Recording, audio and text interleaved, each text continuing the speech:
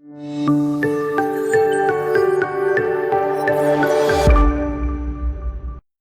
evening, everyone, and welcome to day number 405, April the 4th, 2023, 9 o'clock Eastern Standard Time. Guys, much appreciation for all of you. Received lots of kind messages over the last 24 hours, and to be quite honest, it's quite refreshing. I get a lot more hate than love. So thank you for being here. Thank you for all that you do. Thank you for continuing to like, to share, to comment, to give, to do all the things that we do together, doing our part to not only help Ukraine, but help share the truth, tell the truth. So let's jump right in tonight. And I want to start at the map tonight because some things have come down from Irina Vereshchuk.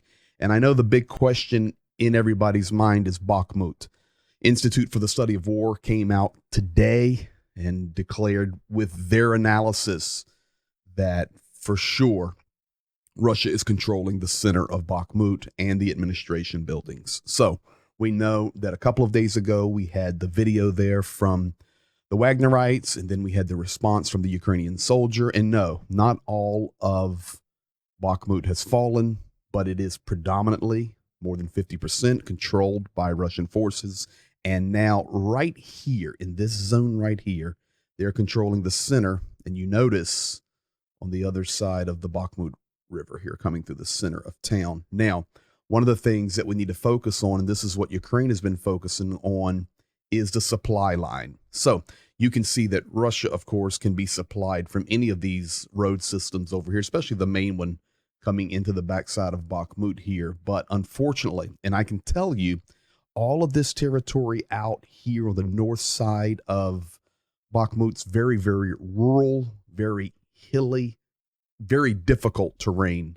And now, of course, it'll be mud holes. But the only supply route that Ukraine has left, and this would be coming out of Konstantinivka, where they were firing just the other day, coming up through Ivanivsky and coming into Bahkmut. But you can see where the gray zone is, this road is being hotly contested here, and Russian forces controlling up to this line here.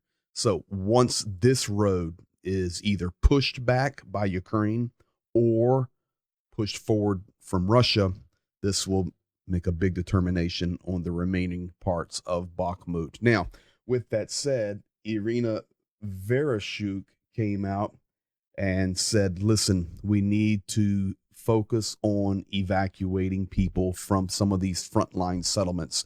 21 villages and little towns in total. She has put a declaration out. It's a mandatory evacuation. It's going to be a lot along these lines here that you are seeing. Of course, this is Bahkmut.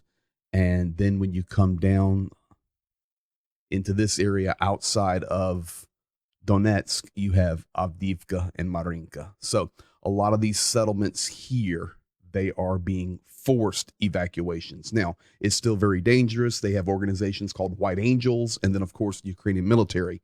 The reason they're being evacuated, of course, is because of the nonstop shelling that's been going on, but is intensifying. But the other side, on the flip side, or a good reason they're being evacuated, is a lot of speculation that this will be due to the coming Ukrainian offensive, and they want to try to clear those civilians out. Now, last thing tonight, speaking about Bahkmut, President Zelensky today released some official photos. And, you know, he does this ever so often. There will be just certain things that happen in the war. Let me go back to a big picture here. There'll be certain things that happen in the war, and, excuse me, he will release some official photos from his office that he wants the world to see. Well, today he released a few photos from the fighters around Bahkmut, some of the images there, some of the heroes, and he asked for people to share those. So tonight we're going to share some of those. Really, no commentary here needed. I'm just going to flip them up, hold them up there for you for 4 or 5 seconds, and let you see them. So here we go. These are from President Zelensky. Ukrainian heroes in the trenches.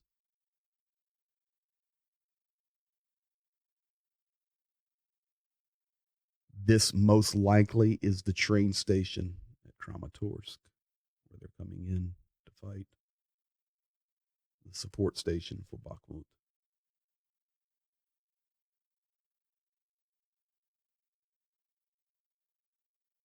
Guy spotting. There's his weapon.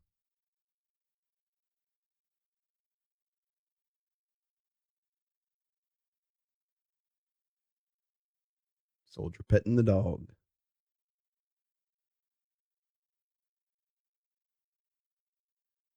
Soldier looking out of it's either a tank or a troop carrier. I don't know. I'm sure some of you military guys can recognize it. Smile on his face, looking up at the blue sky. Look at the hole in the tower of the church there. Then, of course, you can see the snow going away. It's going to be just a village there outside Bahkmut. But you can see the terrain I was talking about.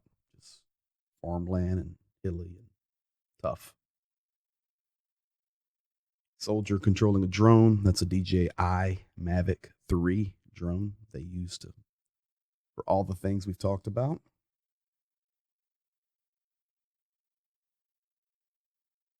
Out the windows, and you can just see the destruction, the sun setting.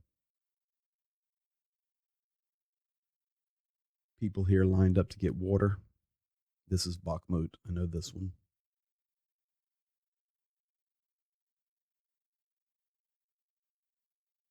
There's the boys letting it go. You see this picture everywhere on the front.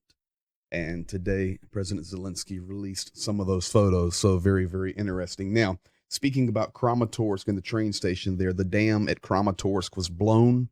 Kramatorsk, a big city. So all of the low-lying areas in Kramatorsk are flooding right now. You can see the city. You can see the lower side of the city flooding, the water coming through the residential neighborhoods.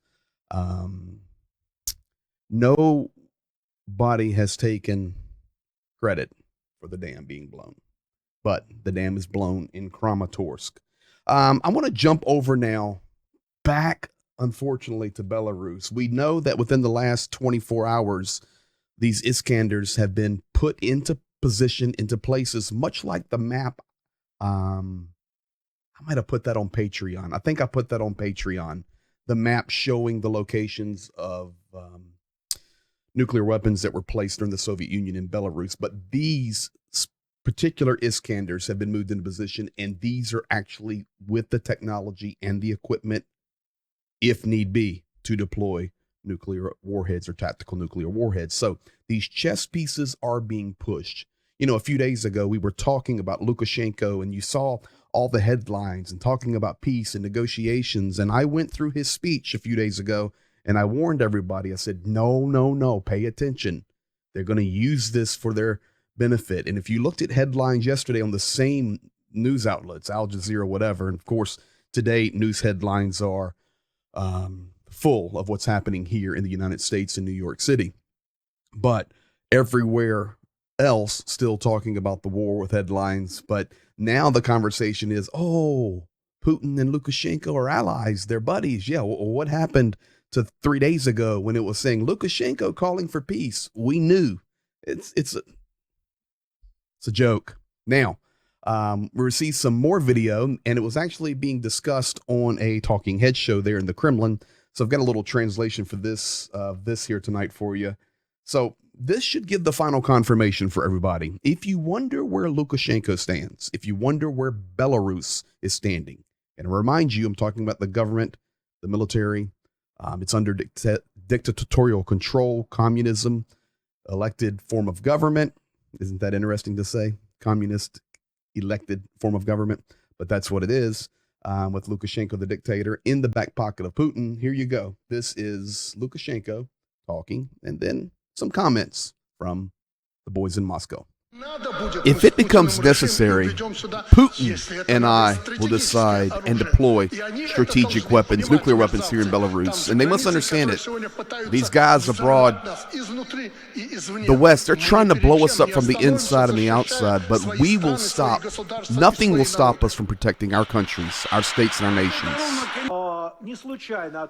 Is it not a coincidence that we hear this declaration from Lukashenko over the last couple of weeks and months? We have heard that the Western leaders, NATO, U.S., it's their goal to defeat Russia. But Lukashenko said that the defeat of Russia, a nuclear power, is not possible. And in this case, I'm not sure of the exact quote, but the meaning was, if it gets close, we will use nuclear weapons.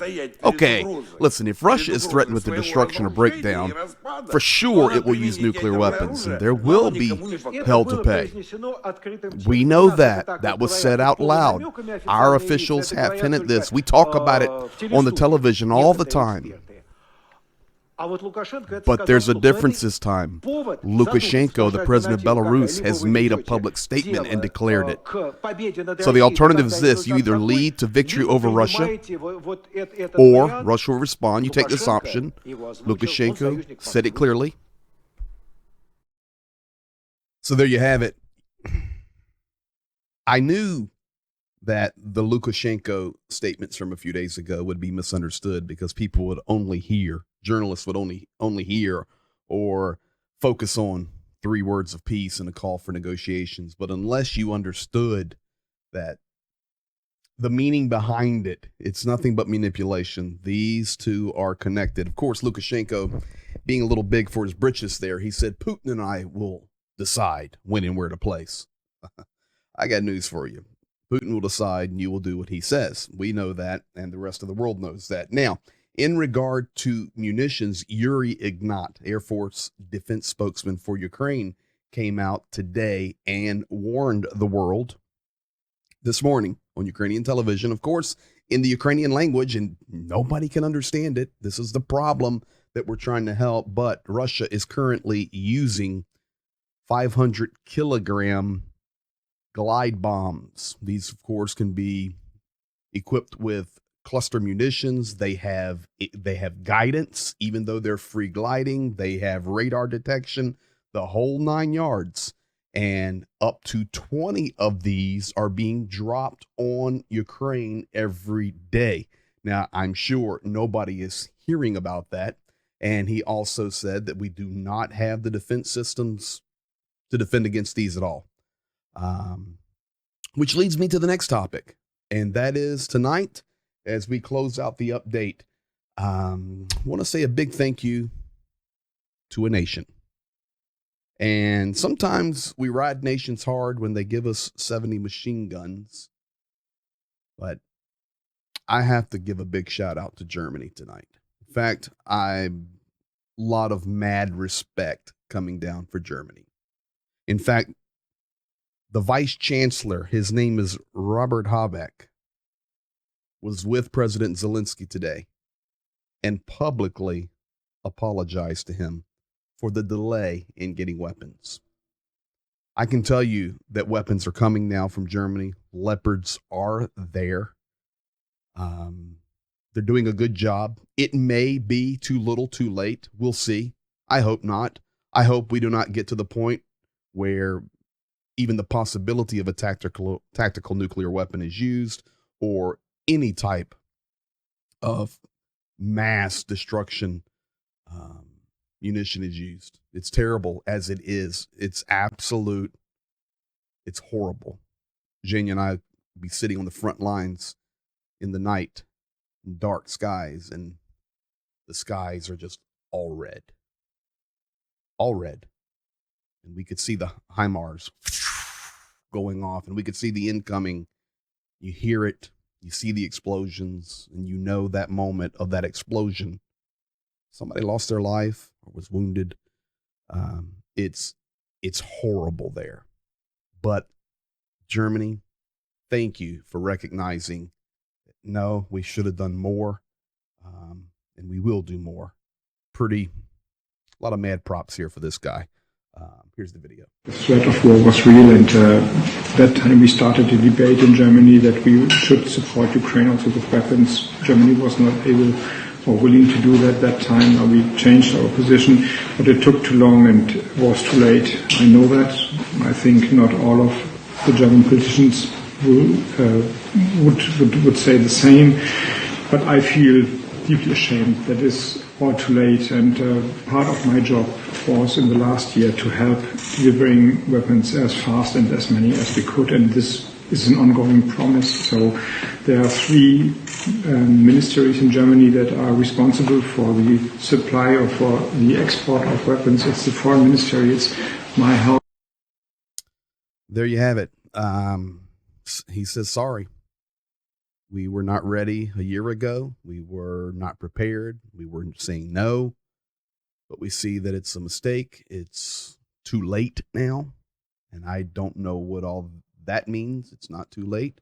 We're fighting and we're standing strong, but yes, if we'd have had full support at the beginning, of course, everything would be different now, for sure. One way or the other, it would be different. But mad props to the German vice chancellor there, saying sorry. And we're going to do everything we can. It's part of my responsibility, the prime minister. And he even said, I'm sure that lots of German people wouldn't agree with this, but we need to do what is right. So big thank you to Germany. So that's where we're at, everyone. Day 405, April the 4th. Wish you well. Thank you for being here. Thank you for all that you do, liking, commenting, sharing, hitting the description, joining the things, doing whatever. It is much appreciated. Be blessed. We'll see you in 23 hours. Good night.